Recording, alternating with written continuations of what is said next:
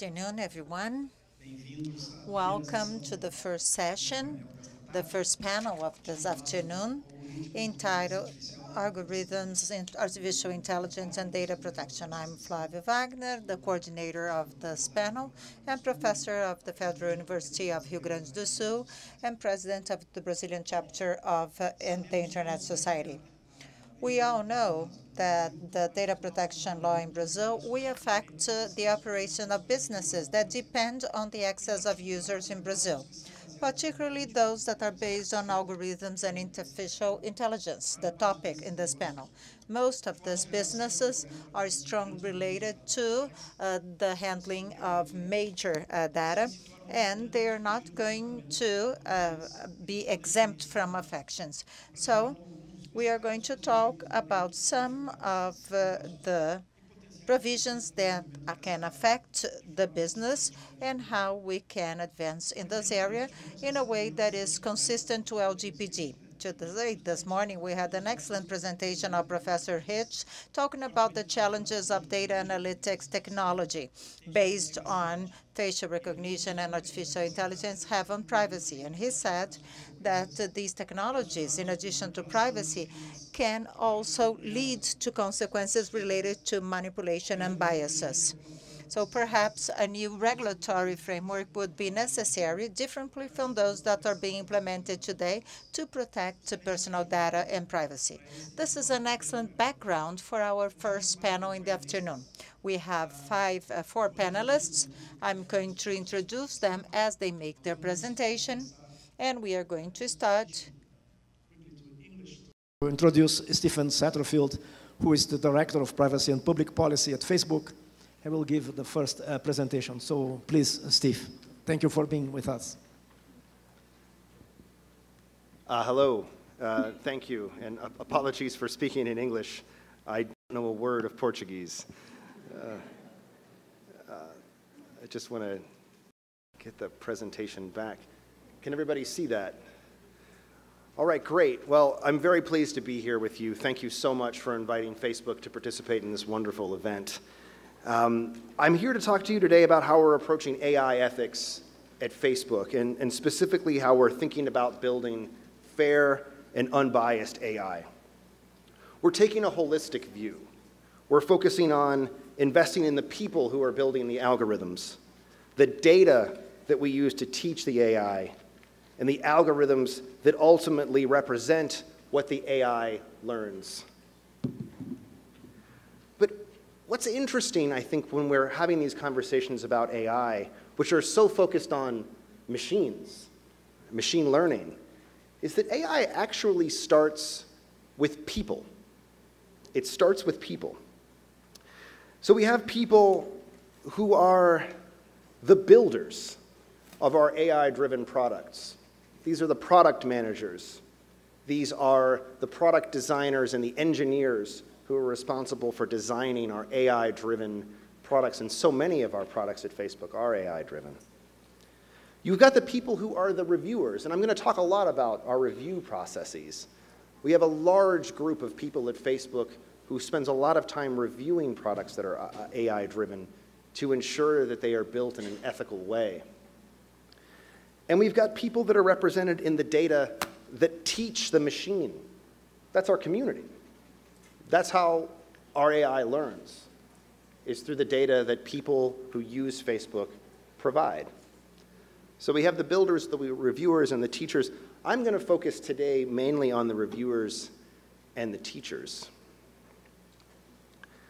Let's start with the reviewers. What I'm showing you here is a graphic representation of what you might think of as the sort of fairness as a process.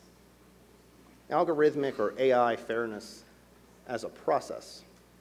This is focused on privacy, and you can see that it is a lengthy process that runs from product ideation, that is the first time that a product manager or an engineer has an idea for an AI-driven product, all the way through the sunset of the product, right?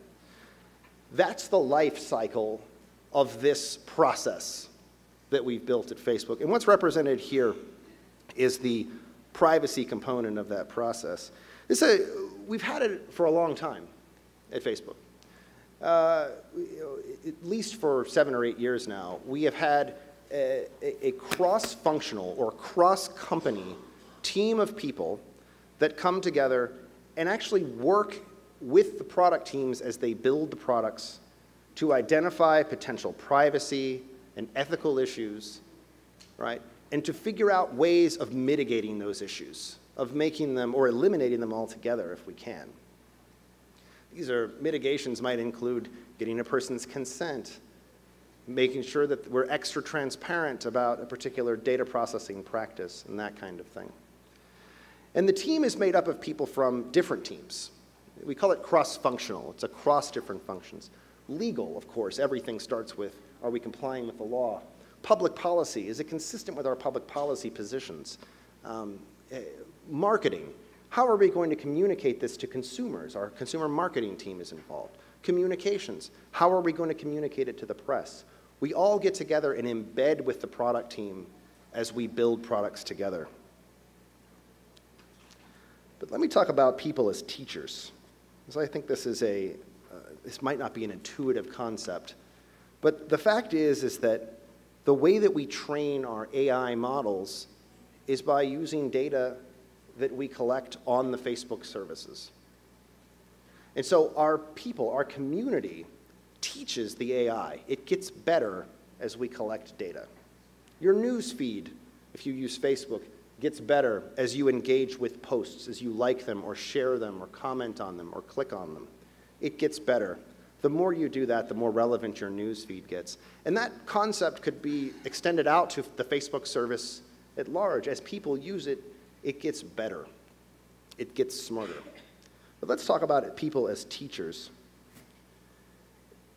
Because when it comes to thinking about AI and fairness, we have to recognize that when we're using people's data as essentially the stuff that trains the AI, we've got to be aware that data reflects, personal data reflects who we are, for better and for worse. It's a representation of people's actions and habits, their behaviors and their preferences. And what gets fed into the machine, right? The machine learns. And so we want to treat it, we want to teach it with the right information.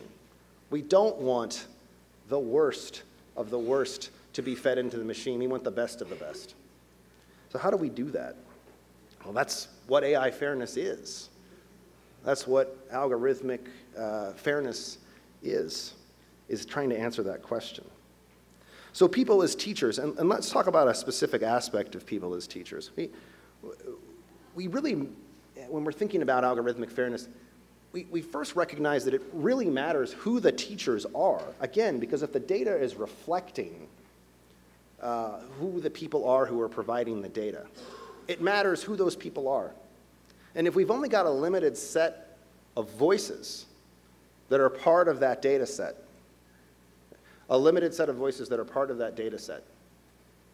then we're only going to have a limited representation within the AI. We're going to have values that might not represent the values of our community. They might represent only those of a subset. And so we think it's incredibly important that we have a diversity of voices at the table.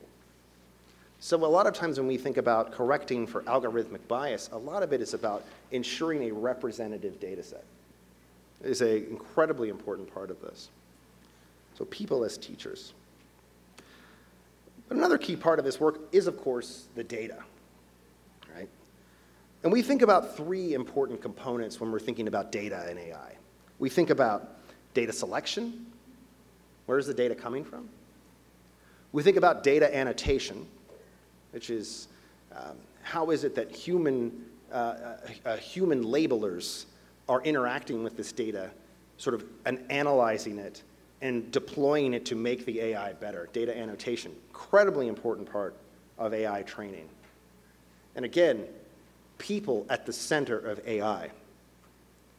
People at the center of AI. And then the last thing is what we call the fairness assessment. And I'm going to walk you through each of these. So data selection. We think of data selection as having a number of components. Where's the data coming from? Oftentimes if we're using Facebook, we're talking about data coming from Ads, marketplace, pages, which are sort of organizations or public figures' presences on Facebook, and profiles in some cases, which are normal people's presence on Facebook. The types of data, the second category. Things like images, videos, posts, captions on photos, incredibly important.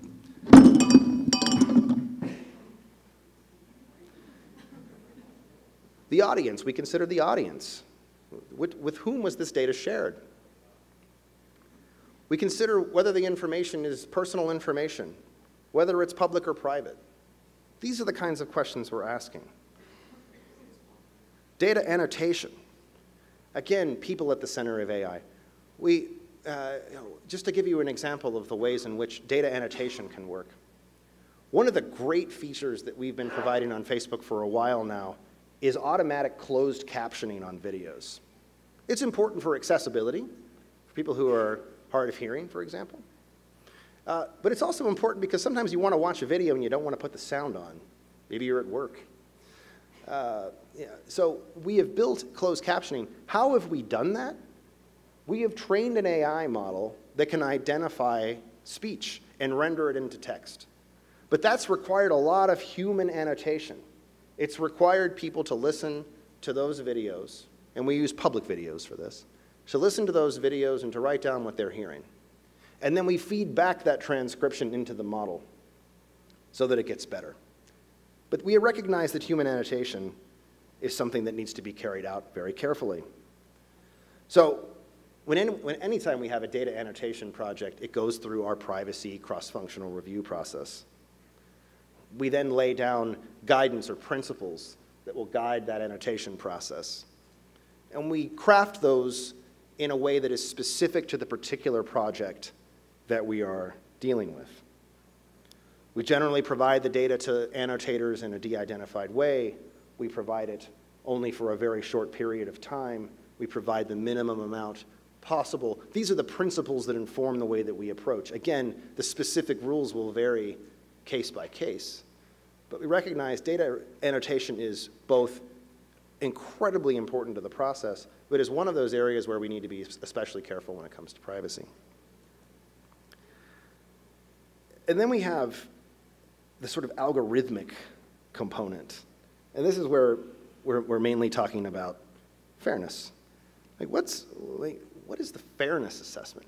This is the hardest part of the presentation to describe. I can tell you about data selection. I can tell you about data annotation.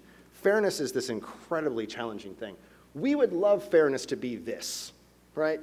We would love fairness to be something that you could solve from a technical standpoint. Engineers build a fairness library, that we import the algorithmic bias module and then extract the biases from the model. It doesn't work like that. Of course it doesn't work like that. Fairness is this incredibly challenging thing that requires us to surface the hard questions, resolve them through a process, record that process, and document it for the future. And more than anything else these days, it's requiring that we engage with the external community. I'm gonna end on that point because this is where Facebook is really transforming recently, is the engagement with external experts, with the policy community more generally. Because these questions about fairness sometimes are, and certainly aren't, things that a single company should be deciding on its own. They are things that require expertise from across a range of different areas. Let me give you an example. I don't have a slide on this, but this is one that I often hear. We have ads on Facebook. You've probably seen them. Employers can run ads, advertising jobs, right? Employment opportunities. And the question is, and we've heard a lot of concerns about potential discrimination, right? Because not everybody sees every piece of content on Facebook. Facebook is personalized. You're going to see the things that are most relevant to you. That means that if an employer runs a job ad, that it's likely to be shown to an unequal number of men and women. That's just going to be the way it goes. It's going to be the same thing if it's on TV or if it's in the newspaper too. It's not going to be exactly 50-50. But we could do that. We know people's gender on Facebook. We could change our algorithm to say that that ad should be delivered to exactly 50% men and 50% women. And there's something intuitively appealing about that. That sounds right. We're talking, equality is very important in economic and employment opportunities. But is that the right thing for society? That's the kind of question. Is that fairness? That's the kind of question that we have to answer. And I think it's fascinating, and I would, time allowing, I would love to hear people's perspective on that question. It's one of the things that we ask for external feedback on. And I do want to end on this point, that I think that there was a time in Silicon Valley when companies thought that they could go away into the glass conference rooms on our campuses and solve major social problems ourselves. That we could take away a question like, what is fairness in the context of employment opportunities, make a decision, and unleash it on the world. That's not where we are now. We've made mistakes. We've taken responsibility for those mistakes, but what we have really learned is that we need input from the broader community on these incredibly challenging social issues, on these incredibly challenging technology policy questions. And what I've seen, I'm on the Facebook public policy team, what I've seen is that the public policy team has actually become more prominent and more important to the company because external engagement with experts like the people in this room has become incredibly important. And we're going to be doing more of this on AI, on ethics generally. And I hope that we'll be able to spend a lot of time with you folks. So let me end it there, even ahead of my schedule, and say that AI is this incredibly powerful and filled with potential technology that we're excited about. But we also fully recognize that it's something that we have to build carefully, that we have to build thoughtfully, that we have to build ethically. And so that's why we're here today. We're here today because we think that this conversation is incredibly important. And it's a conversation that I'm looking forward to having with you guys today and in the future. Thank you so much for the opportunity to speak here. Thanks.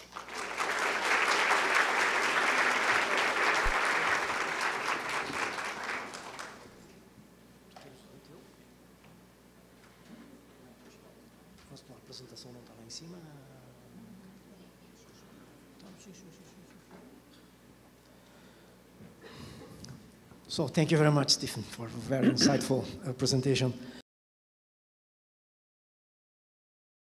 Very well, then. Now we are going to go to our second panel, Professor Abramovay, that is from the University of São Paulo.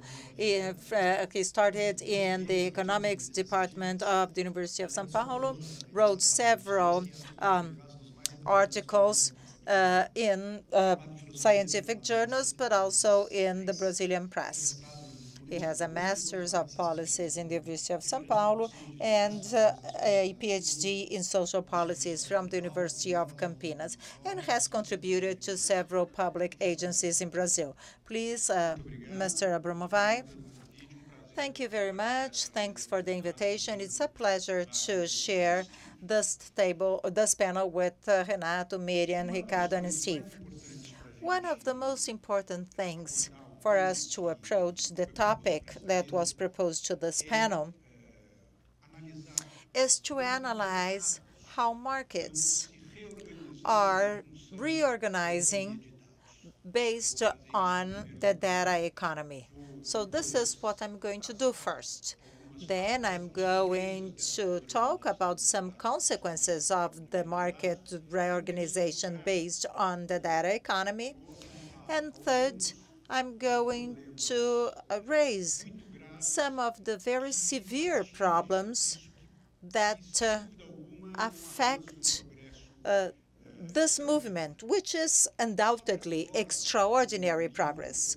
Robert Gordon, in a book that was awarded and mentioned as one of the best of the years of the Financial Times, The Rise and Fall of American Growth, showed how the introduction of plumbed water, electricity, basic sanitation, house appliances, antibiotics, X-ray, automobiles, all that changed from the beginning of Industrial Revolution to the 70s of the 20th century, substantially human sociability.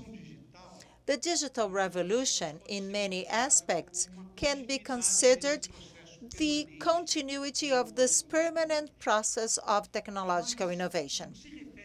However, with regard to the operation of economics, there is a major difference between all innovations that have happened since the 19th century and what happens as of the digital revolution.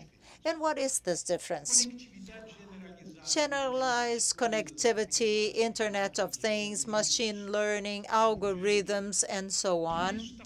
All that is making prices to be replaced by data as the main drivers of operation in contemporary markets. This process has already started, and it is intensifying increasingly. The author that has the best analysis is Victor Meyer-Schrenberg, in my opinion, in a book published last year called Reinventing Capitalism. And it's curious because this is a book that talks about reinventing capitalism, but shows how the data economy will represent at the same time a pathway to overcome capitalism itself. He says that in the end of the book. So what is all this about? You know, something that was synthesized in an imperfect way in price metrics, and this decentralized mechanism that was described by so many authors as Hayek as a centralized mechanism. So the capacity of prices express information of what people would exchange in markets. This is converting into a coherent set of substantial information, direct information, and increasingly dense and precise information.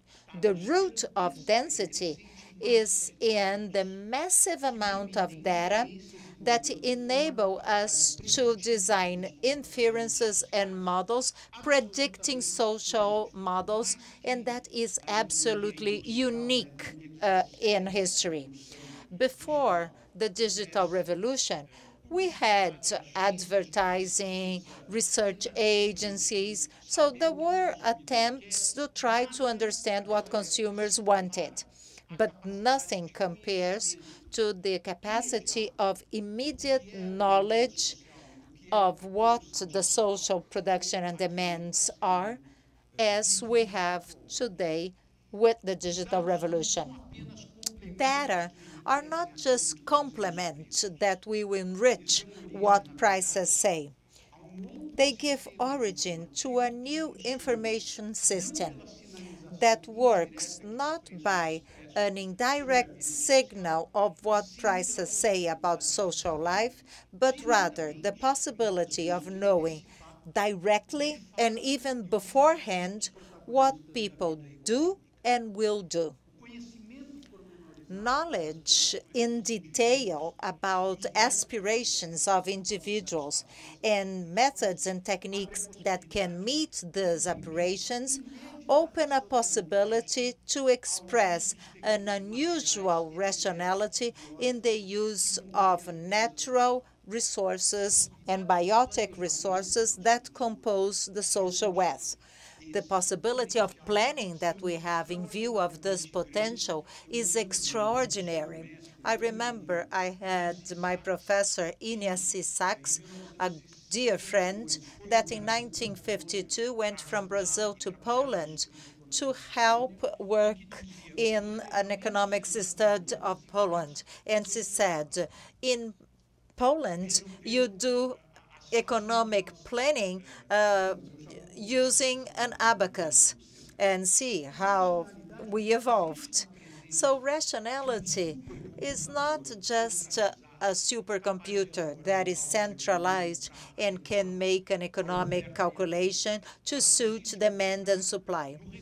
It lies quite ratherly on decentralized methods, collecting information that is processed by individuals to express the social demand. That's completely different from the statement of Frederick Hayek, a Nobel Prize in economics, when he talks about the economic use of society. It has nothing to do with the opposition of the market based on prices and the state based on knowledge. What is at stake are markets based on prices in counterposition and sometimes in complement to markets based on data. So this is very important for us to think about the impact of the topic artificial intelligence and algorithms on this institution that is a very important part of contemporary life, that are the markets. The second part of my presentation approaches the following. Because of all this, competition changes, bringing important consequences. First, to Brazil. We are all following what is going on in the Brazilian Amazon region, and not only the Brazilian Amazon region, but in the Pan-Amazon, the whole of the Amazon region. And we heard of some boycott movements. Boycott movements are important because they are not supported on a fluid impression, but rather more and more international markets, even imported markets, commodity importers, will demand commodities to bring precise information on the way they are produced. It is no longer today to think of a competition for lower prices, but rather competition where information is going to be a must. And more than that, the digital era opened way for us to get to know how soils are used in the world with a fantastic potential. When illegal dwellers invaded the Indian Reserve and said, we have been here for 30 years, map biomas that is supported on images that Google bought from NASA said, it's not true. These are the maps of the last 30 years, and you just entered this area 2 months ago. That's an accomplishment of the data economy. The second consequence of data economy on markets has to do on the analysis of the transformations of the markets of the 20th century made by Victor Meyer-Schomburg in this book I mentioned, Reinventing Capitalism in the Big Data Era. I'm not going to give you details, but they show 4 fundamental things, and I think it's a very good book for those that are here. First, gains of transparency and the capacity of improving the demand-supply relationship I mentioned. Second, and it's very interesting, I cannot develop all the rationale to come to this conclusion, but they say that the data economy is going to make corporations will have less room in markets in benefit to exchanges made directly by individuals and much smaller companies compared to what we have today.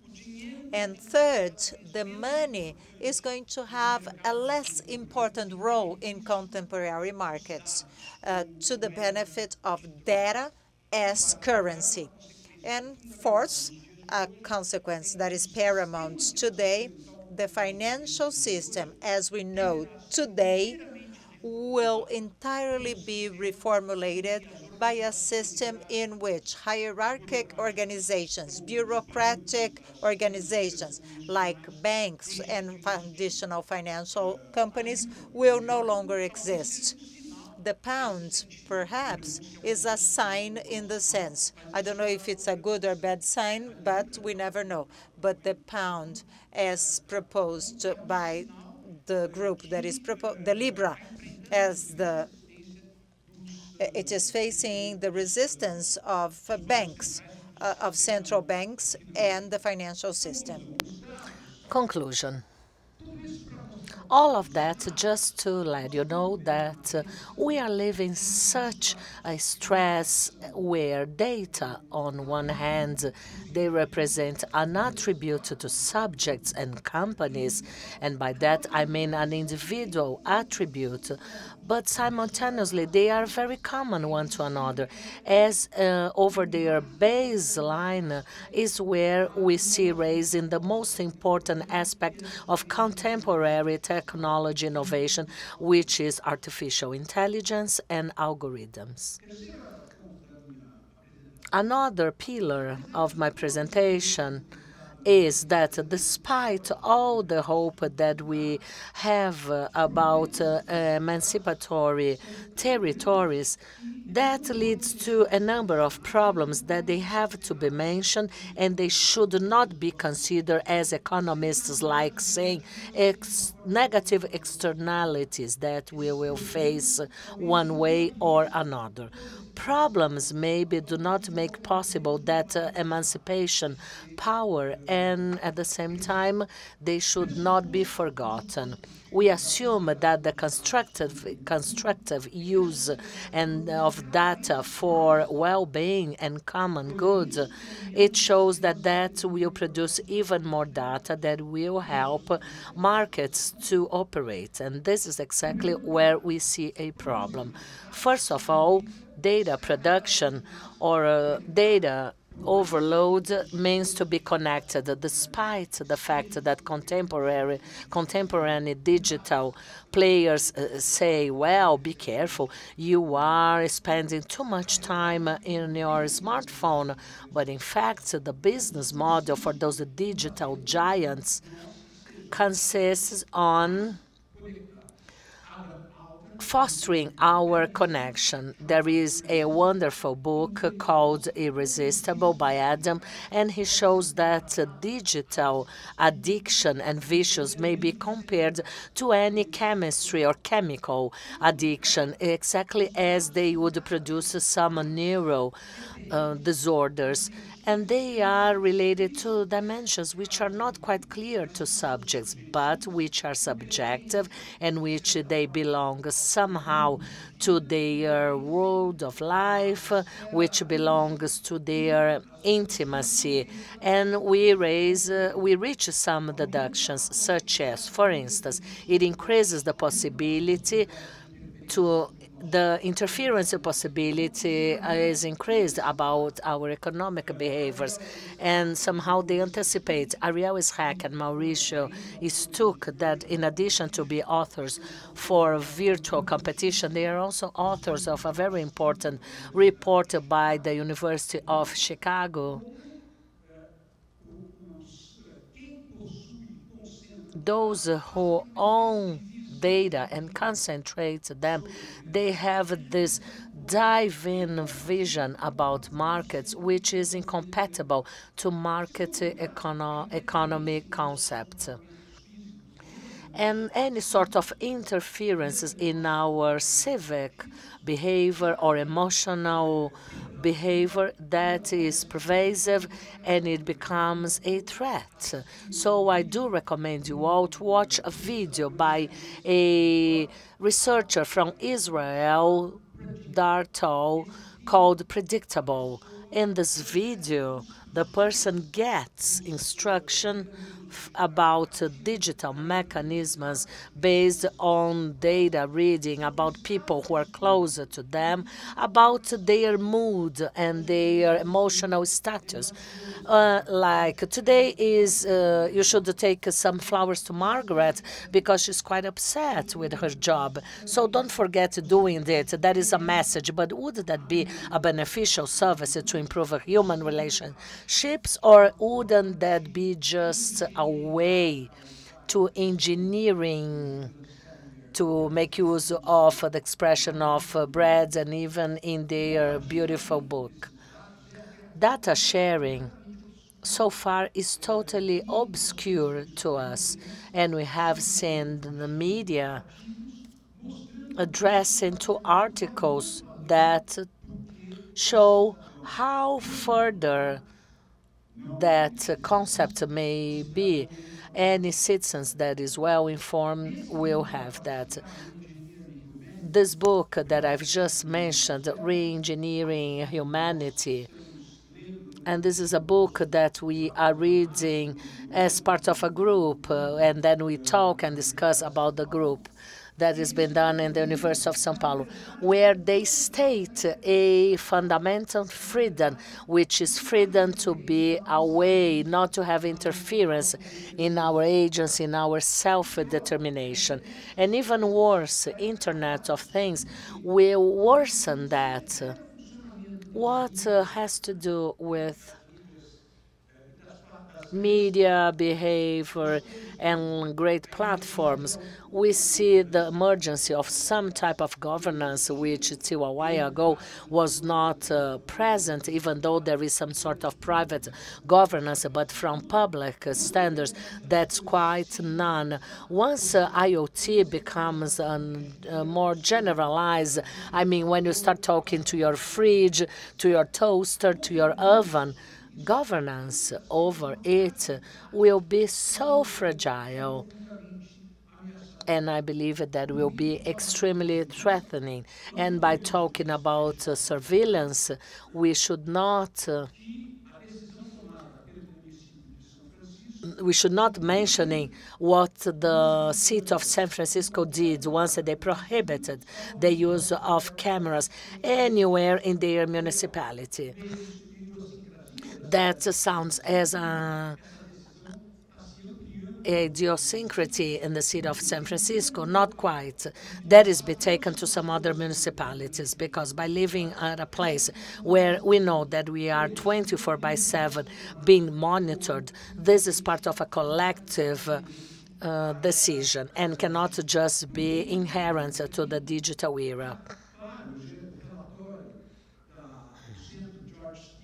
The George Stigler Center from University of Chicago shows how data concentration by few companies, how can that concentration be an obstacle to innovation? The book which I just mentioned of Victor and Thomas Rand, those authors, they have a very interesting idea. When you start from a certain level for data control, 10% of that companies would be obliged to share data.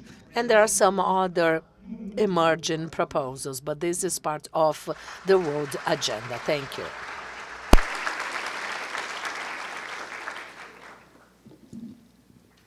Obrigado, Ricardo. Vamos passar então para o nosso... Thank you, Ricardo. Now let's go to our next panelist. Miriam, she is a director for policies for the Minister of Science and Communication, MCTIC, and she has some ideas for artificial intelligence and personal data protection. She's got a master in public law and a PhD in policies of communication and culture by the University of Brasilia. Thank you, Professor Flavio, and good afternoon, ladies and gentlemen. I hope you are all doing well. This is our second day of a very nice event. And let me start by thanking the opportunity to participate at this wonderful event. And I also would like to greet my dear panelists. All of you, I mean, Professor Flavio, he has been following that topic for quite a while. It's an honor to be sharing the stage with all of you. We have that perception of incompatibility anytime we address new technologies such as big data, artificial intelligence, algorithm decisions for personal data control. And as the topic is artificial intelligence, I have this illustration. Porque muitas vezes, quando a gente trata dessa temática, talvez fora... Sometimes when we address that topic outside our bubble of experts, where we try to debate risks and potentials of artificial intelligence, first image it comes to our mind is that a robot, half man, that will exterminate mankind. And what is crucial here is that AI, artificial intelligence, is much simpler and maybe more important with more dramatic effects than this one. There are several attempts to define artificial intelligence. I'm not a computer science engineer, but that is a science which aims to understand and study artificial entities with cognitive abilities. Ambiciosa e é comum.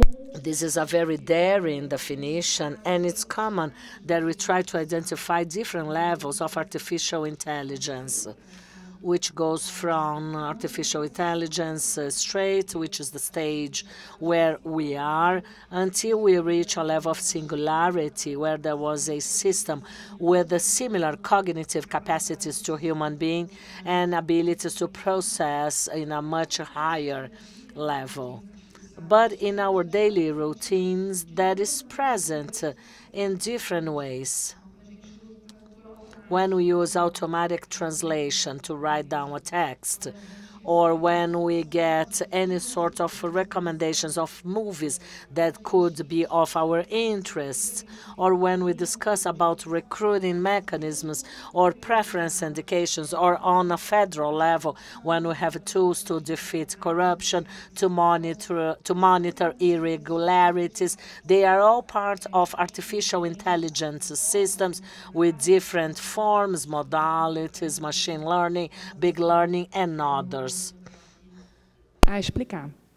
E trabalhando no Ministério da Ciência, Tecnologia, Inovações and working for this Ministry of Science, Technology and Communication, I have to mention artificial intelligence and the new potential that this leads to several fields of economy, such as competitivity that may be reached in some strategic areas to the country, such as agriculture, or in logistics, or advanced manufacturing, 4.0 industry. This is a technology which shows huge potentials and opportunities, and that represents a global run to develop it.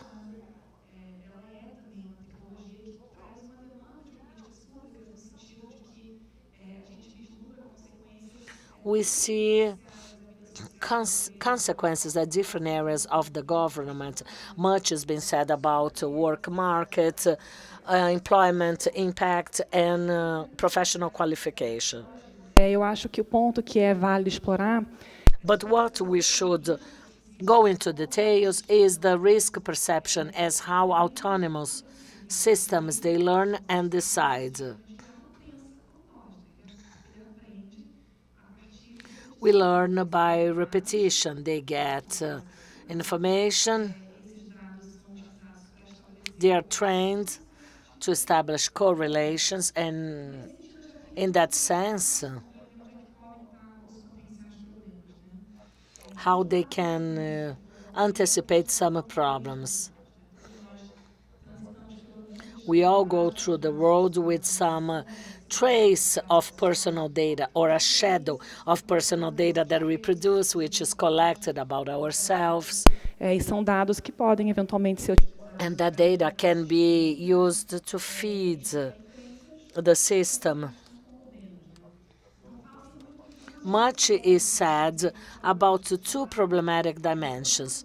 At one side, problems and the algorithm, which may have a problem, and the illustration that you showed about removing bias, that would be amazing, but unfortunately that's not the way as it works.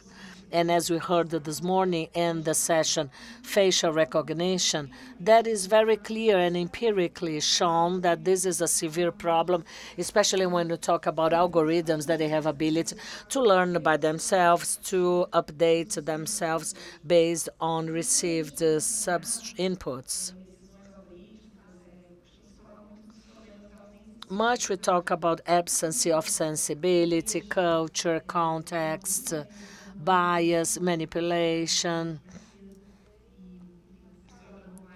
Professor Abram mentioned Victor Mayashen, and I will mention Frank Pasquale, which has a highly used metaphor, the black box. That's an algorithm with a black box, where they extract inferences, but that's not a logic for that for those associations. They just identify inference leading to search for explanation.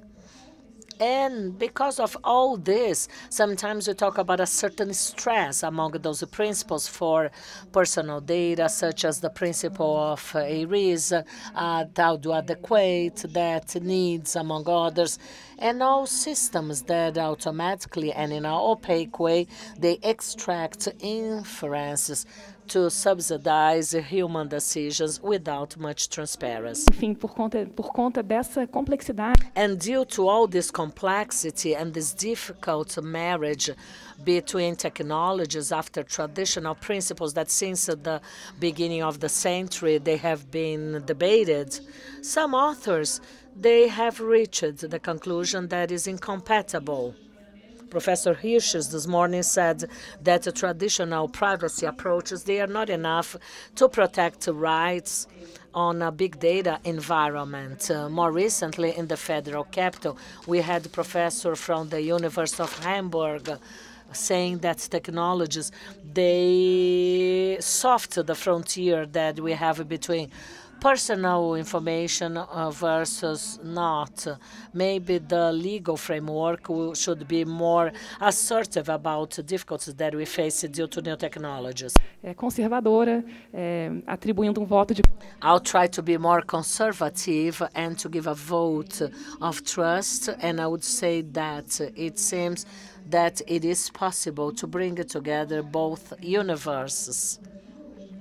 And Professor Danilo this morning said, and I agree, that the Brazilian data protection law has surpassed that idea of privacy and control to go to talk about personal data protection in a much broader and comprehensive way, including algorithmic decisions where we have economic input.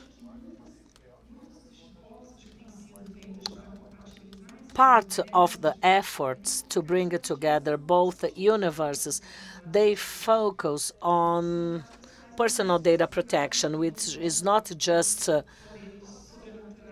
help subjects to control their private data, but rather to place mechanisms, procedures, instances, institutional structures that can allow data to be protected and used with to be used with its legitimacy. Here I have some recent publications. One of them is a doc from 2009 by the Consultative Committee of Convention 108 for Data Protection. Guidelines on Artificial Intelligence and Data Protection. Guidelines on Artificial Intelligence and Data Protection. The other one is ICO, Big Data, Artificial Intelligence, Machine Learning, and Data Protection.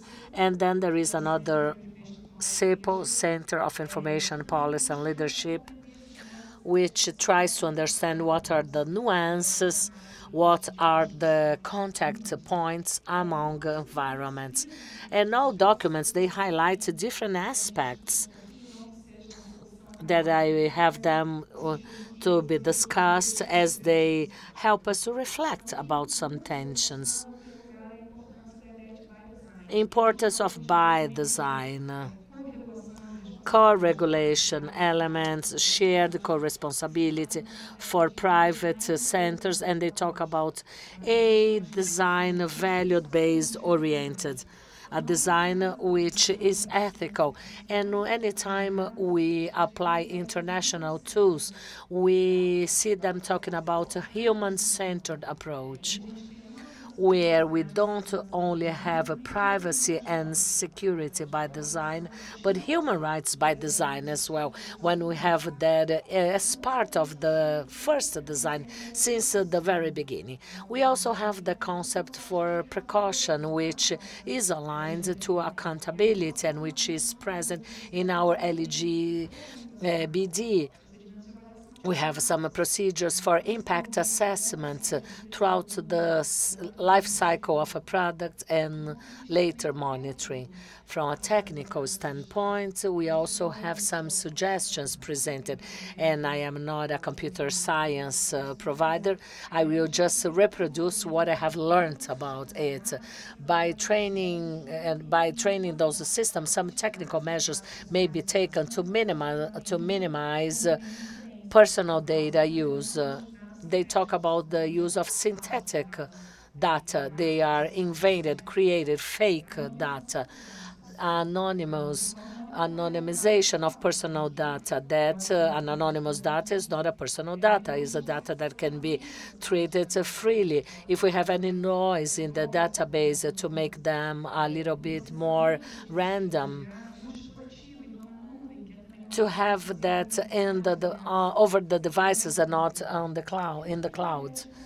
And later, control throughout the life cycle, where we hear several discussions about institutional associations. I've just read an article saying that we should have an algorithm regulator, which can sound quite polemic, but we also see the raise of some participative components. There was even a case in the City Hall of New York where they implemented a task force for monitoring algorithms for those data which is treated by the local sphere. We also need a system which is transparent enough for the decision-making process.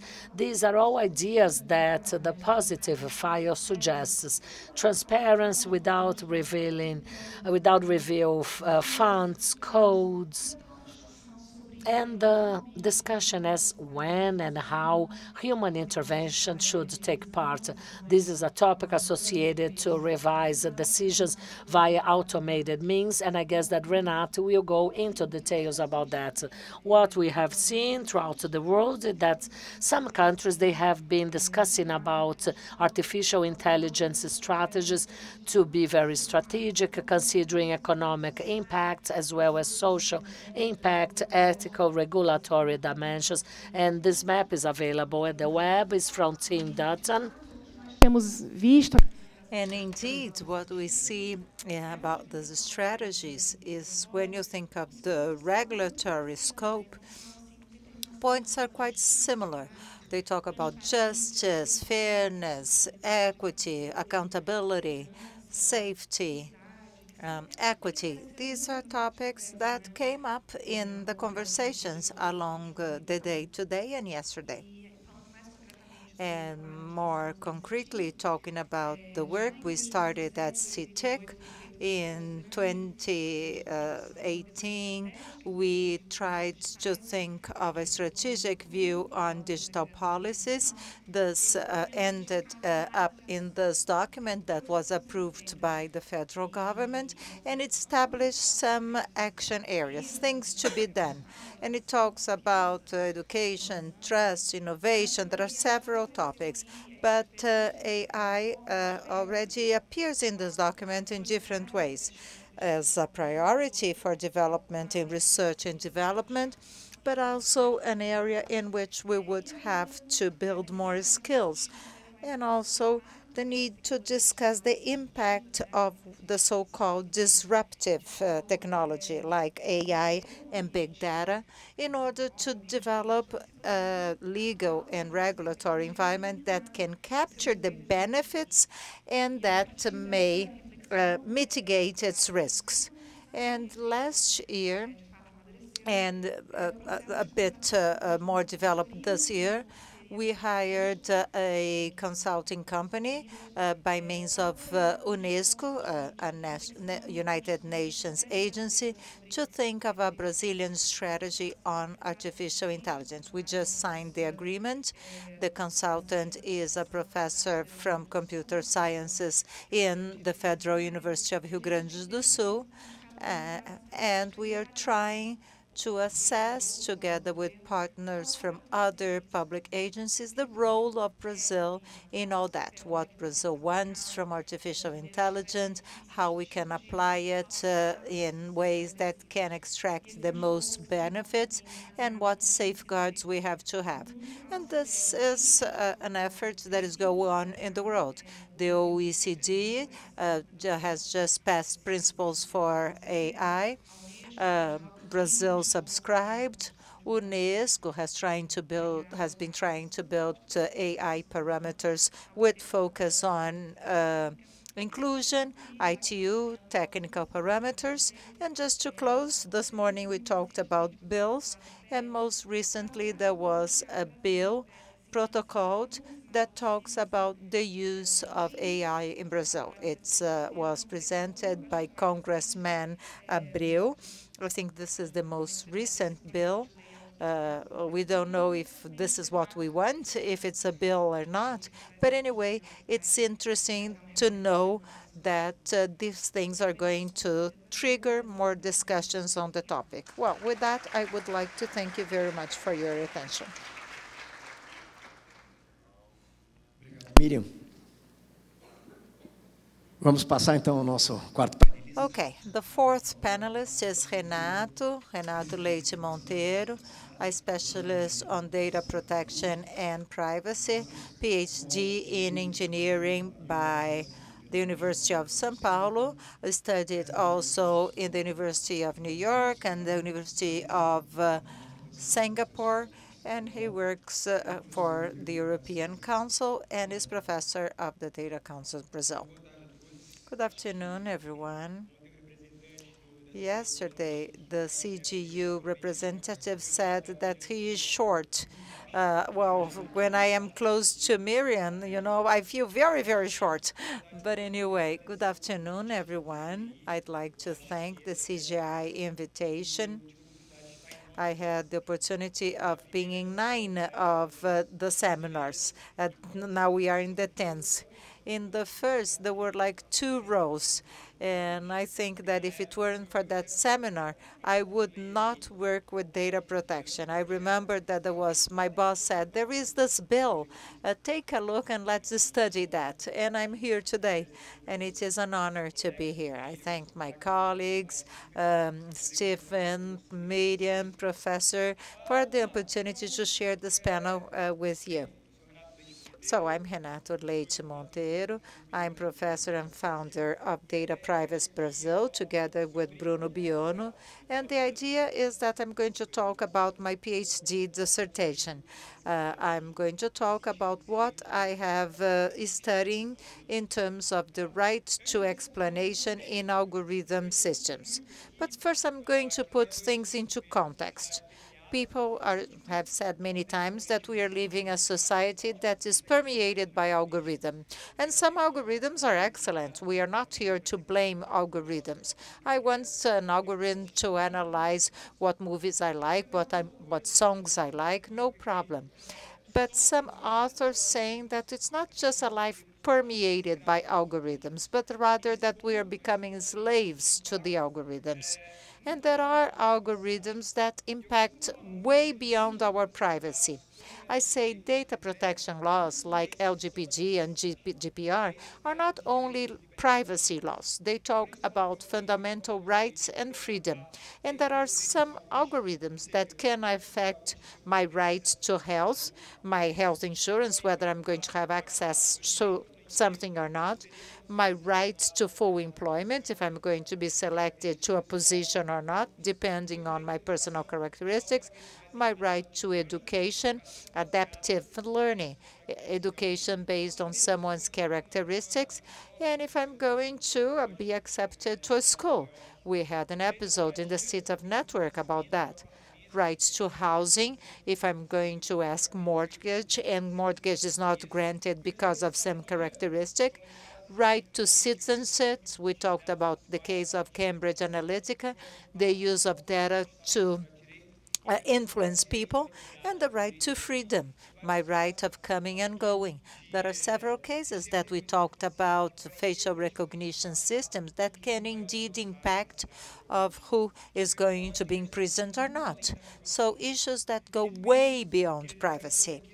Well, all that said, I'm going to talk about the journey that I'm going to try to follow today. The right to explanation, restrictions to this right, how to make it instrumental, and how to identify its efficacy. First, what is the right to explanation? Well, I have a concept here that I had in my dissertation. Later on, I used it as a statement, but it's a right that enables the individual and the society to attain information that is sufficient and intelligible about the way data is handled. And not only that, what is it for? Basically, the right to explanation, in a way, enables individuals to avoid and challenge practices that will impact on their rights and fundamental freedoms. Individuals will need the information to understand the impact and challenge these practices. But does this right exist? And this is the first question that I ask in my dissertation. I don't know. And why do I say that? Because if you think of a formal positivist rationale, right to explanation, as the name says, is not in GDPR and is not in LGPD. The closest we have in GDPR is in Article 51, talk about the right to explanation. But the considerations are not binding. The recitals, I'm sorry, are not binding. They are just an interpretation of how to read the norm. So it's not there. And several authors have been talking about that. Some saying that this right does not exist, like Professor Luciano Furidi from Oxford, and others, like Professor Julia Pauls, that was with us, say that they exist somehow. Now, if it does not exist, can we infer or extract it by means of a teleological interpretation of the norm based on principles, the right to privacy, and the right to information? In terms of the right to privacy, it's important to know what the LGPD says. Explain privacy, guarantee self-determination, foster economic, technological development and innovation, and the free development of personality.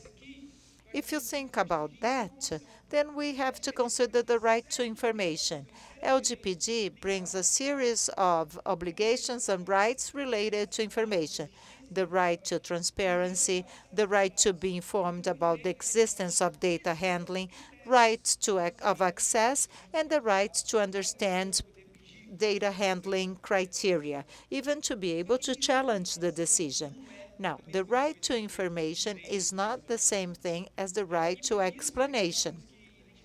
And then we have to perhaps try to extract that based on moral values. Issues connected to ethics that we already talked so much in this panel, philosophical issues, and also the objective is to guarantee the application of these values. So we can say, if there is a right to explanation, that would be a right conceived with the concept of human dignity. That includes the autonomy of individuals to first understand how decisions that affect them are taken and therefore react to them. Julia Pauls says that this would be as of something as a due process of law. Some people say due data process or an algorithm due process of law. So if the law enables me to understand the process and even challenge the process with a judge or a court, then therefore we can extract the right to explanation of this due process of law. Now, what would be the restrictions to the right to explanation that we think should exist? First, there are limits imposed by laws, by the legislation itself. For instance, those connected to business secrecy, intellectual property, and the concept of personal data. When we talk about business secrecy, algorithms have lots of impact on that, and this is used in several companies and several business models. Whenever I'll try to open the black box, I would have a limitation, which is intellectual property or business confidentiality. The topic, business confidentiality in GDPR, that has so many articles, appears many times. It is often mentioned as the right to third parties. But in our law, with less sections, the right to business confidentiality appears still 13 times. So again, right to explanation had to have a balance with the right to confidentiality. And the concept of personal data. Our law says that personal data is information related to a person that is identified or identifiable. But sometimes it is based on inferences and conclusions about someone. And this is the essence of data analytics, artificial intelligence, and others. I extract information from an individual at a certain context, and if it weren't for automatic process, I wouldn't be able to do, and sometimes I don't understand how it happens.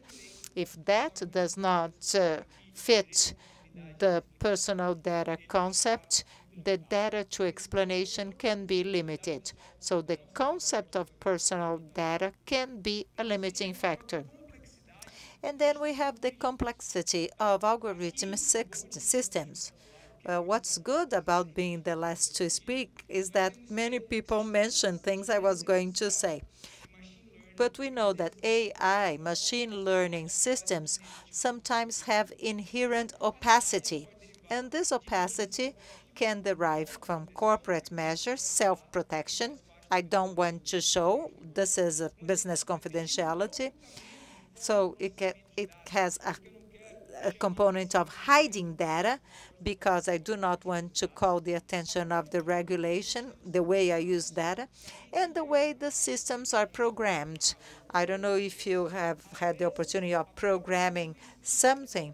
Sometimes specialized knowledge, if you have it in a software, the algorithm is almost like a text, but it is not linear. You have blocks of information, library, like the fairness library, and you don't know exactly how things happen. So the algorithm construction in itself may have inherent opacity. And Professor Pasquale mentioned the concept of black box, which means that you cannot really understand how decisions are made in the system. You have AI in different ways. You have machine and deep learning that has the capacity of self-learning and building codes, and that would lead to almost a complete unpredictability of how systems work. Finally, in issues of limitations to the right of law, you have cognitive limitations of individuals for them to understand how this process can affect their lives. And I have several cognitive limitations. You can have a social limitation depending on what kind of education I had, economic limitation depending on my socioeconomic class. I will know more or less about how the world works. We live in a bubble. Most people have no idea of what we are talking about. And technological limitations. People do not understand how technologies work. Based on the idea that the right exists and there may be limitations, we have to understand how we can instrumentalize this right. And I bring some propositions here.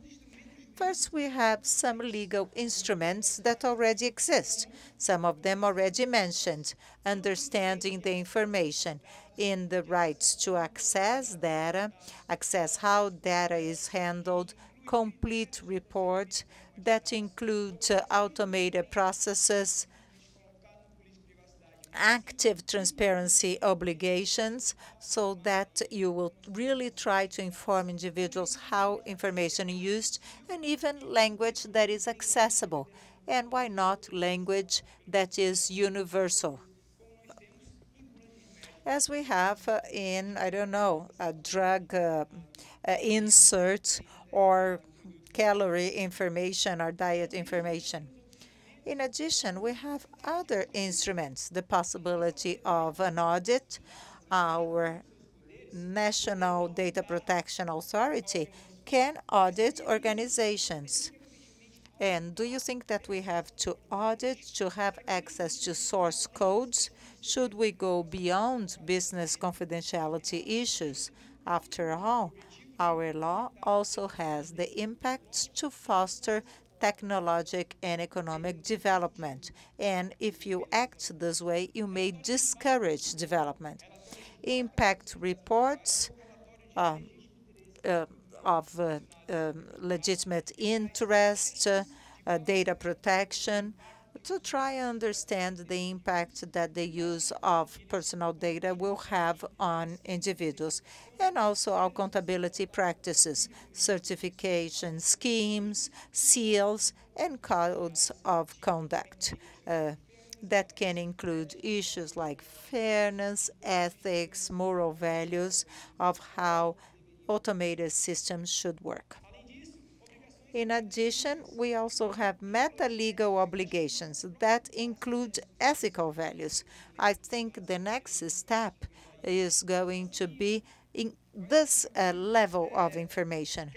And what would that be? Social norms of behavior that can be established in the context of data protection by authorities, but also by the third sector, civil society, and the academy, and see how this can impact people. The theory of damage or harm to holders, that is, harm from algorithms and from the violation of rights can have on society. And remember that being transparent may improve the reputation of companies. And also design. We already have some issues of design, like privacy by design, that is now an obligation, but privacy by design may have limitations because we need to understand the inputs to verify the outputs. And there are other concepts. Explainability by design, what does it mean? That systems, when they are developed, they do not only have to take into consideration how they are going to comply with the privacy laws and ethic and moral standards, but also at a certain level, they have to be understandable. They have to be developed in such a way society and audiences understand the process, and also reasonable inferences. This is a theory that was developed by Professor Luciano Purito of the International Institute, that when we are talking about personal data, you have limitation. Isn't it time for us to have regulation so that we can actually control how I can be perceived, visualized by the algorithm system? So to conclude, Bruno Bioni's family is from Italy. He doesn't have to support Palmeiras because of that. He can limit the inferences that systems have on him. And that could have an impact in the development of systems and on data analytics, because data analytics means extracting conclusions that no one would if it weren't for the systems. Very well then. I have all these issues, then I have to think of possible solutions of how I mediate the efficacy of this right. And here, these are just propositions that I leave for discussion. As we have in legitimate interest a test of phases, 4 different phases to check if I can or not pass a legitimate interest pass, we could have a similar test to see if an algorithm is fair or not, and if the information that is being provided is enough. This test is going to take into consideration the legal framework used, the cognitive perception of the audience to whom this automated process is being designed, and we can also include concepts from law, like the contextual average man or a representative agent. We also have to take into consideration design issues, impact reports, and external validations. That can be the third sector or society. And finally, the development of new types of algorithm impact reports that would take into consideration data ethics, moral values, fairness, free development of personality. So think of the system and how it impacts society, privacy, and fundamental rights. And if the conclusion I have in this report is that there is high risk to fundamental rights, let's suppose that there is an obligation GDPR, but not in ours, I would have to ask previous authorization for the regulatory unit to process data. And here we can say the following. It would be necessary to have a toolbox. This is not going to be accomplished with a silver bullet. We need to have regulation, education, and awareness of those that have the power to design these codes. And just to conclude, I would like to say the following. This is work that started from a survey conducted by Garapé Institute, and these first questions were raised, and these questions have to be brought to the table and discussed in forums like this, because Harari says we still have time to do things, because if we don't ask these questions now, if we don't develop the right tools now, it may be too late. Here's my contact information for us to continue our conversation. But remember, Bruno Limoni said that there is private interest for us to talk about this. We have courses in our institute to start in October and November. And finally, I thank you very much.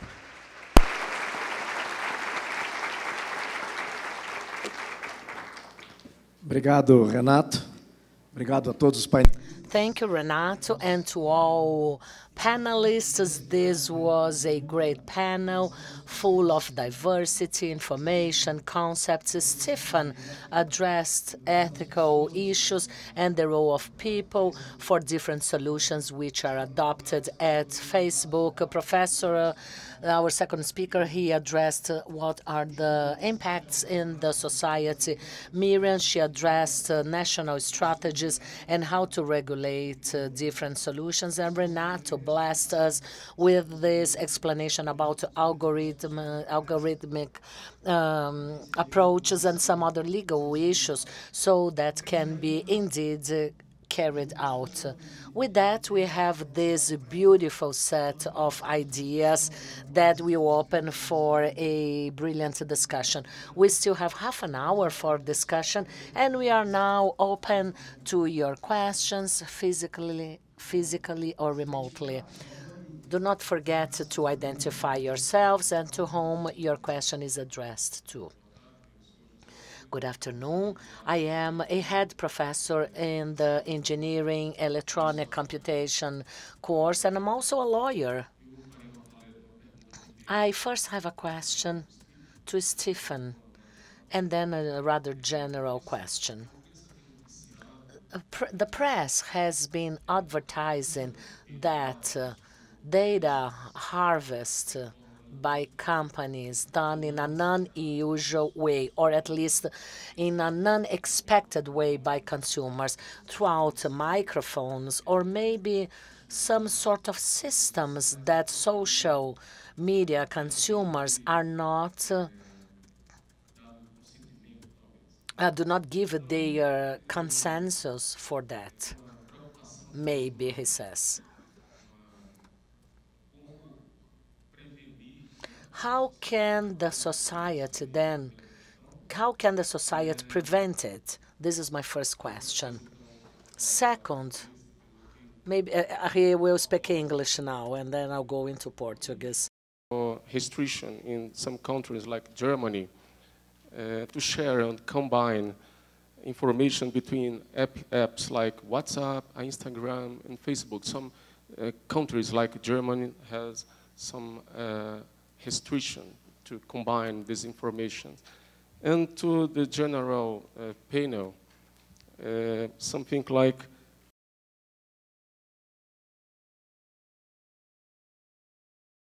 Now he switched to Portuguese.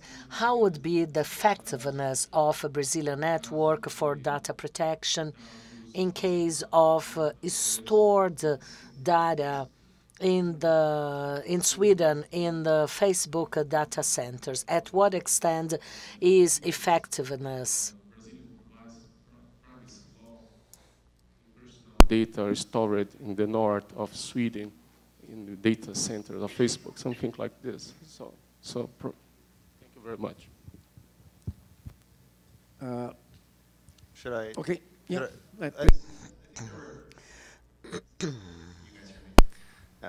I think there were two questions in there for me. I think that the first question is very relevant to this panel, which is that there have been news reports recently about human labeling, about human annotation of audio data that was carried out for a couple of reasons at Facebook. One of the first reason, and the news reports were focused on this reason, was that we have a voice-to-text feature in our Messenger product. You can record a voice clip, right in Messenger, and you can choose through opting in to have that rendered in text. And the way that that happens is that we use AI to learn to translate your speech into text. As I mentioned in my talk, though, AI involves people. AI involves people. It's not just machines.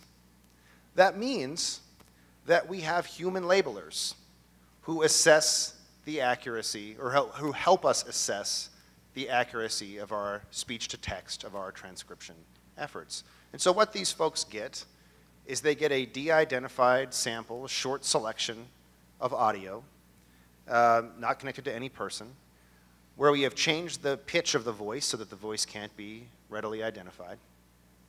And they write down what they think it says, short selection. We then compare it to the result that was actually provided to the end user. We don't share that with the labeler, of course. And what we do is we compare the two in order to correct any inaccuracy in the AI transcription. That's what this has been about.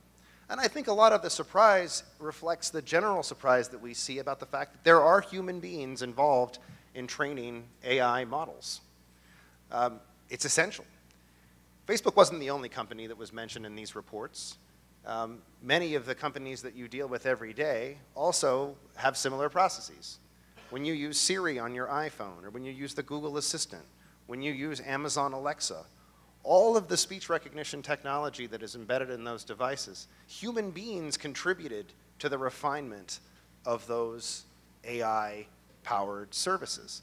And I think your question was, well, how can we sort of bring society along with this fact? And I think it requires a lot of education. I think it requires a lot more transparency on the part of the companies. And it's one thing that we're doing is thinking, did we tell people enough about how this all works? To your point, there's a constant struggle with not wanting to inundate people with too much information, but also needing to be upfront about how their data is going to be used to provide the services that they use. And we at Facebook are struggling with this question. I think a lot of companies are struggling with this question. But I think that given the reaction, it's clear that we need to reconsider. It's clear that we need to reconsider how we are explaining the ways in which our AI technologies work. Your second question was, how will Brazilian law apply to data stored in Swedish data centers? I'm not a lawyer for the company. I actually don't know the answer to that kind of technical question. What I would say is that we strive to provide, to the extent possible, the same privacy protections to everyone that uses Facebook, right? We strive to provide the same kinds of privacy protections to everyone that uses Facebook. There are, of course we have local law that we sometimes need to comply with.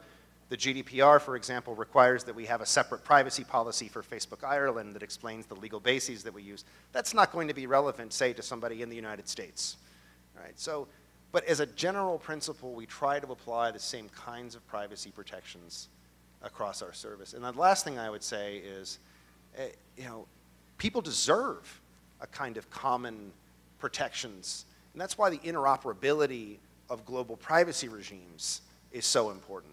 That people should be able to expect the same kinds of protections, whether they're using Facebook in Brazil or Sweden or the US or Ireland or South Korea. Yeah. Alguém quer se manifestar sobre isso? Sobre essas duas questões, não? Are there any comments about this question? Anyone would like to add anything?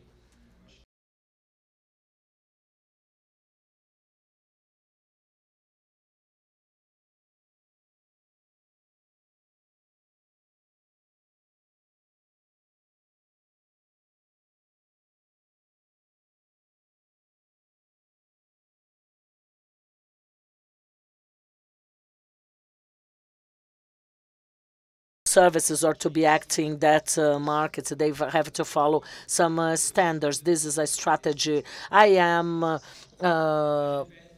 saying what the rules are, and you have to follow it. We had done that strongly, and many would even call that that by the concept of personal data by the GDPR with their elements of extra territory, they are called in the law of everything or in the entire wood. People would even mention that before May when that was enforced. The civil framework, the Internet Civil Framework mentioned that in one of their chapters. But you may say, well, that is an utopia.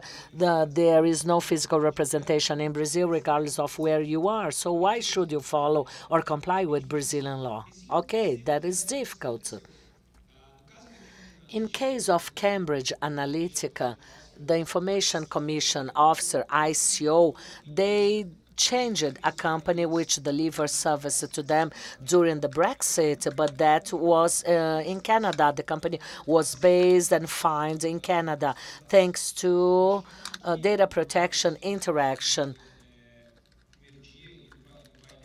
And our guest, I don't know his name, Warwick, I think Brazil has just signed a collaboration with the European Union to help in the authority of personal data protection, as we have authorities that show that there is a strong access of collaboration among companies. If there is a company which is in Sweden, but due to elements of extraterritorial norms, and if that right is violated, impacting someone who is in Brazil, and if necessary to pay a fine or a penalty, that can be done.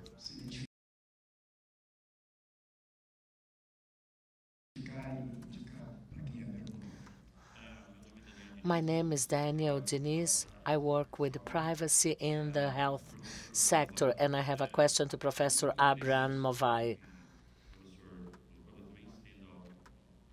But other panelists, if you feel like, you may also answer my question. Today,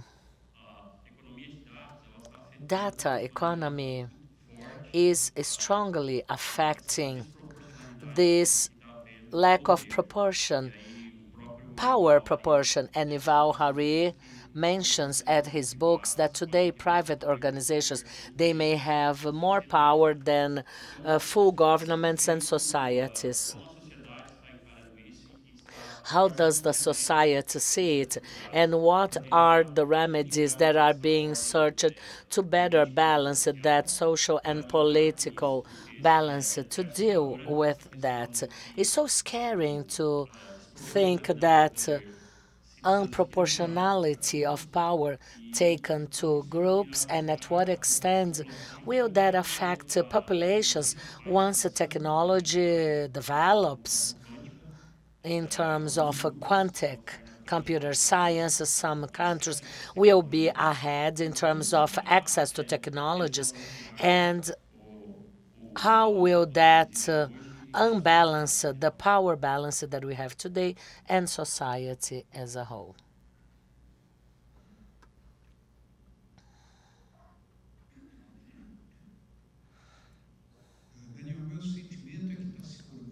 Well, I feel, Daniel, that globally there is a social movement, a reactive social movement that will react against this social stronger movements. The social movement is especially strong in the U.S., where there is a search for legislations from two large parties.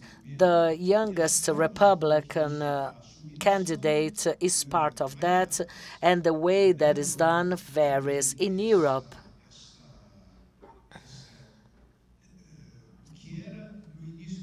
what was supposed to be in the beginning quite weird in face of a power that we apparently could not interfere at all, now that is being translated also in Europe, not just in terms of legislations, but by groups which are trying to get mobilized for that matter.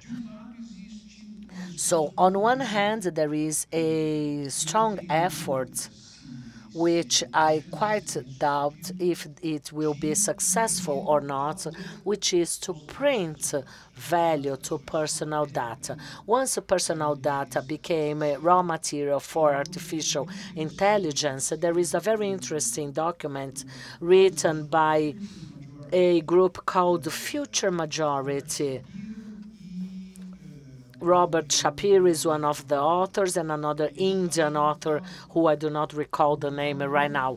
And they calculate data value, and they show that if that value would be scattered with American citizens, that would be minimal, something amounting $100 or so per citizens. But when we accrue that data, the amount is strong enough to allow to face some of the most severe infrastructural problems in the North American society. Charge is a recommended pathway.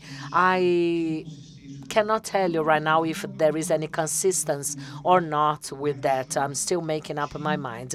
Another aspect is compulsory data sharing. According to this researcher, if there is such sharing, much more than sharing or algorithm opening, if that sharing, so-called sharing, would be available, we would be able to overcome one of the most severe contemporary problems, which is blockade to innovation. And there is lots of evidence in the literature about that. Victor Meyer-Sherman, in his book, he says for three-fourths of his books, you get so motivated with the horizon offered by him for economic life and data economy of data. And one-fourth of the book, by the end of the book, he shows a very important problem, which is concentration. And another attempt, which sounds relevant as well, are some joint efforts to find alternatives, such as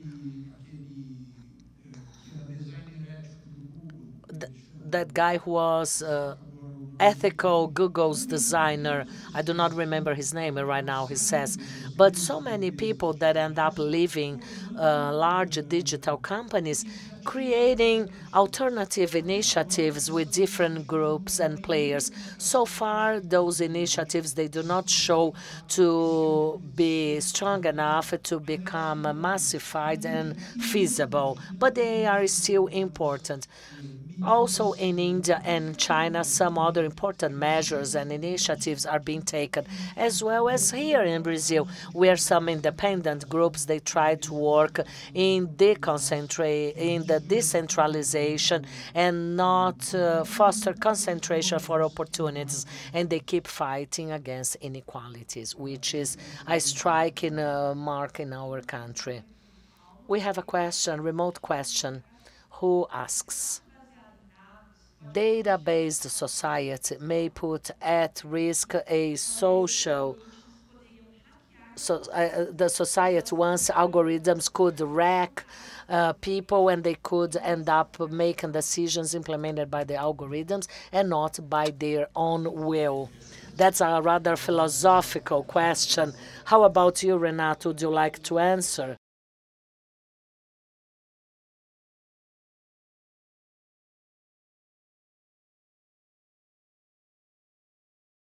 I would like to invite you even to read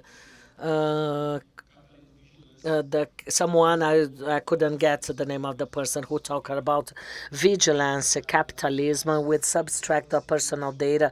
They can be good not only to analyze behavior for several means, as well as to influence behaviors with economic strategies such as Ned, who got the Nobel Prize, who used to say that you have micro incentives. And each incentive by itself cannot be perceived, but once they are accumulated, they take to a behavioral change, and you can no longer say what led to that.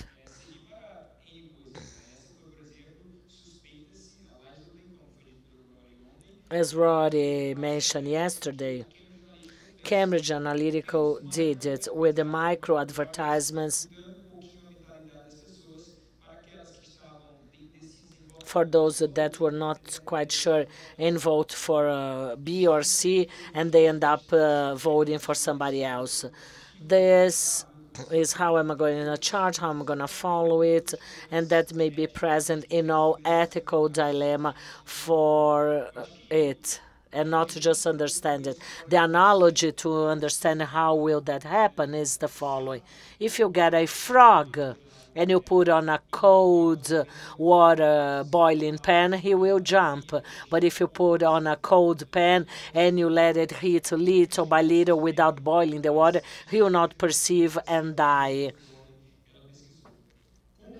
How to avoid all of that?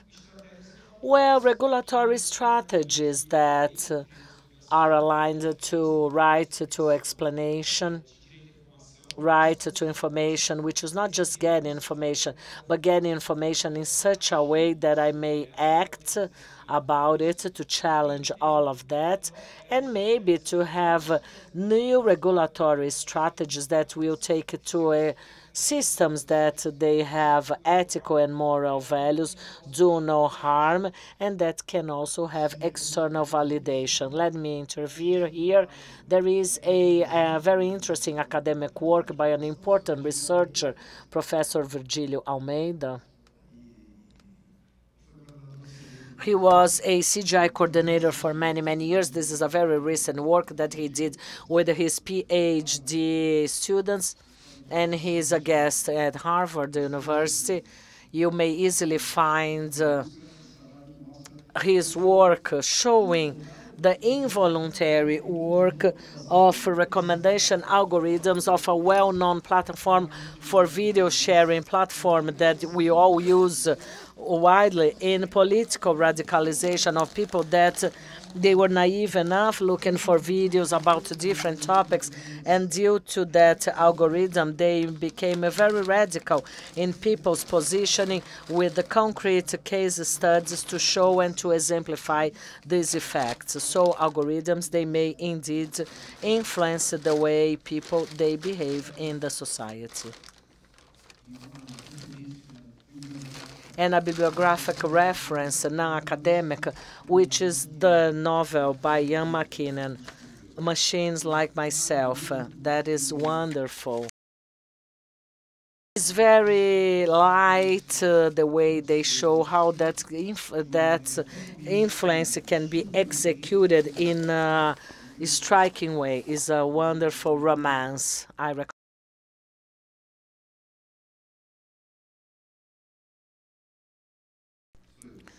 We have a question here in the room. While I was young, when I was younger, I would read a lot Isaac, and I thought that would never happen. Okay, he was a bit futuristic. We are somehow away from that, but not so far away, where the cognitive ability of robots and algorithms, they will overcome man's cognitive ability and limits that now we consider regulation we should have in the near future. And as Facebook is here, I have a question that everybody is feeling like heaven, not to be unkind, no one is doing. How is Facebook preparing himself to avoid problems such as Cambridge Analytica, in addition to everything else has been explained? What is Facebook doing in practice to avoid further problems? Well, the future is not so remote. We have things which are higher than human capacity already. I really appreciate that question. I think it's an incredibly important one. Clearly, Facebook has made mistakes, right? Clearly, we have made mistakes. We have taken responsibility for those mistakes, but that's not enough. We have to do better. So what's going on inside the company where we're doing better? On Cambridge Analytica, let me answer that question very specifically, but then I want to talk more generally about some of the things that I'm seeing have changed in the company. On Cambridge Analytica, right, the story about Cambridge Analytica was a story about the Facebook platform, which is a set of technologies that we make available to third-party software developers who can build components of Facebook into their own apps and services. What happened with Cambridge Analytica was that one of those app developers, his name was Alexander Kogan, used a Facebook technology, an ability to log into his website, in order to ask people's permission to get their data and their friends' data. He got this data and then he turned around and sold it to Cambridge Analytica. We found out about this. We pursued him and Cambridge Analytica. We asked them to confirm that they had deleted the data that they had misused. They confirmed that they had. We discovered in 2018, about 2.5 years later, that they had lied, or that they had allegedly lied. We actually don't know. The ICO is continuing to investigate. That's what happened with Cambridge Analytica. It was a breach of trust by Facebook in a number of ways, and I think the most important part is that we weren't transparent with people about what happened when it happened. And I think that if I could do anything differently today, I would be upfront with people about what we had found that Alexander Kogan had done to that data. What are we doing to change the platform? The platform has changed very fundamentally since Cambridge Analytica happened.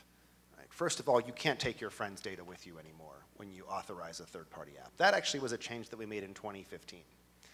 But more recently, what we have done is we have limited even further the amounts of information people can take out via the platform. We have vastly expanded our resources when it comes to enforcing our platform policy, the restrictions that apply when a third-party developer gets access to that data. We're doing the largest investigation in the company's history into the apps that had access to the kinds of information that Alexander Kogan's app had access to. And we've provided periodic updates on that investigation. And we've taken action against a large number of developers who either have failed to cooperate or in a couple of cases have been found to have potentially misused people's data. That's about platform. But privacy more generally is something that is changing, I think, really fundamentally at Facebook. As you've probably heard, we settled recently with the United States Federal Trade Commission, a very large settlement and a very, very far-reaching consent order, a set of commitments that Facebook made regarding how it will manage privacy going forward. These are very significant commitments. And they're significant, I think, in two ways that I want to highlight quickly, because I don't want to talk for the entire time here. One, executive accountability. we've never seen something like this in the privacy context. The kinds of accountability that we'll now have, that our executives, including Mark Zuckerberg, will now have, look a lot like the kinds of accountability that companies have when they're making their financial statements, when they're making financial representations. Never before done in privacy. Very interesting and very consequential for the company. The executives are now very accountable for the practices that we follow when it comes to privacy. And as you know, if you work in a company, when the executives are having to sign their name on the dotted line, the impact trickles down. And we're seeing that already. The second thing is independent assessments, right? Independent oversight. We're creating a new and independent committee of the board just focused on privacy. We're building a new external privacy assessor that's going to have a lot of power, including the power to communicate directly to that independent committee, to oversee our compliance with the order and related things. I've been at the company for 5 years. This is the most consequential movement in the history of the company that I've seen. It's affecting all of our lives, not just people who work on privacy. I think product managers and engineers are feeling the requirements more so than they ever have. And I feel very optimistic about where we're headed. We've got a long way to go, made significant mistakes, but we're taking responsibility and we are going to move forward in a better manner.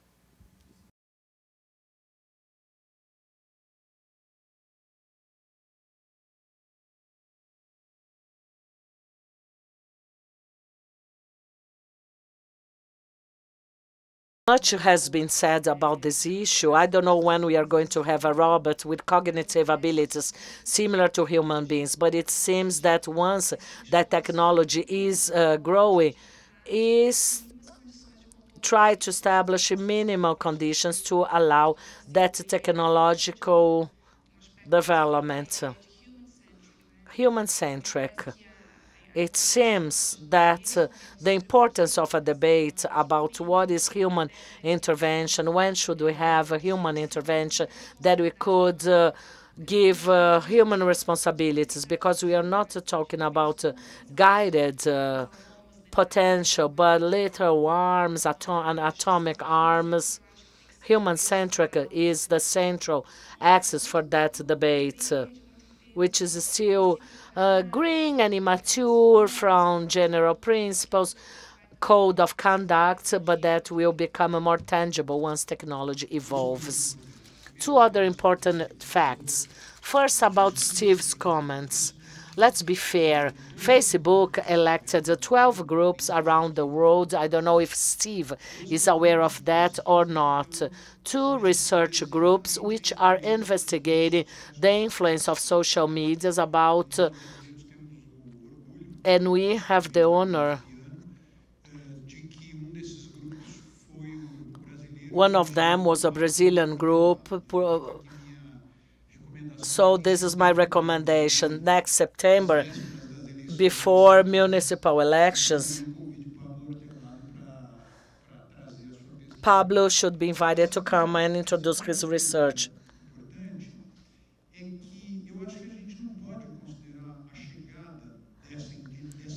We cannot consider that intelligence has been a fatality.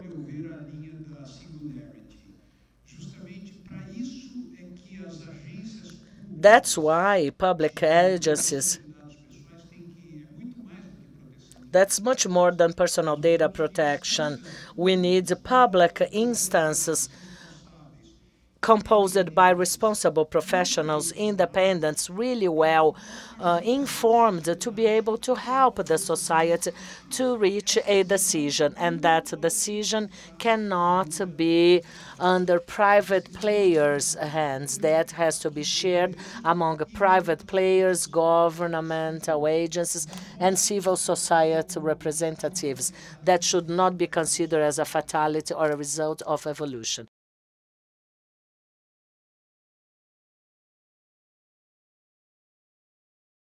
Unfortunately, we are getting to the end of our time. And now we have good news to the audience. Look under your chairs. One of you will... we are not going to look under ours, okay, panelists? But you are going to have all expenses paid to take part in the Manaus Forum in October. Yeah, you got it. Congratulations.